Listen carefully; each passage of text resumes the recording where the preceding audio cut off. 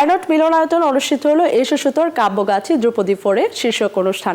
এশিয়ার বিখ্যাত কবি সাহিত্যিকদের গল্প ও উপন্যাসের চরিত্রগুলোকে পোশাক ও রূপসজ্জার মাধ্যমে উপস্থাপন করার এই অভিনব আয়োজন প্রথমবারের মতো উপভোগ করলেন দর্শকরা।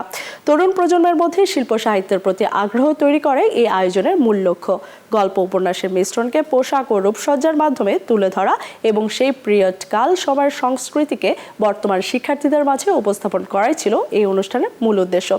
এছাড়া অনুষ্ঠানে কবি রবীন্দ্রনাথ ঠাকুরের শেষের কবিতার লাবণ্য ও অমিত চরিত্র, নজরুলের প্রমীলা দেবী, শরৎচন্দ্রের পথের দাবির ললিতা এবং সত্যজিৎ রায়ের অপুর সংসার সিনেমার অপু ও অপর্ণার চরিত্রগুলোকে উপস্থাপন করা হয়। অনুষ্ঠানের প্রধান অতিথির বক্তব্যে প্রফেসর মোস্তাফিজুল হক বলেন, এই ধরনের আয়োজন তরুণ প্রজন্মকে শিল্প সংস্কৃতির প্রতি আরও উৎসাহী করে তুলবে।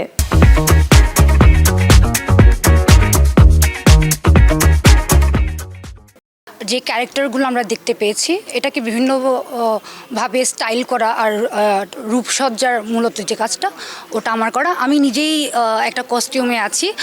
এটা হচ্ছে খুবই প্রমিনেন্ট একটা ক্যারেক্টার, প্রমীলা দেবী। শান্তিটা অ্যাকচুয়ালি মায়ের কোল ছাড়া তো পাওয়া যায় না, আর আমরা মায়ের কোনো কালার হয় না, সো আমি এই জন্য কালারলেস সাদাটা ক্যারি করার চেষ্টা করেছি। আমরা যদি আগে বলতাম তোমরা বই পড়ো, তখন হয়তো বা পড়ার জন্য পড়তো। এখন একটা ক্যারেক্টারকে নিজের একটা ক্যারেক্টার হিসেবে দেখবে, নিজেকে একটা চরিত্র উপস্থাপন করবে, এই ব্যাপারটা ছিল একটু অন্যরকম।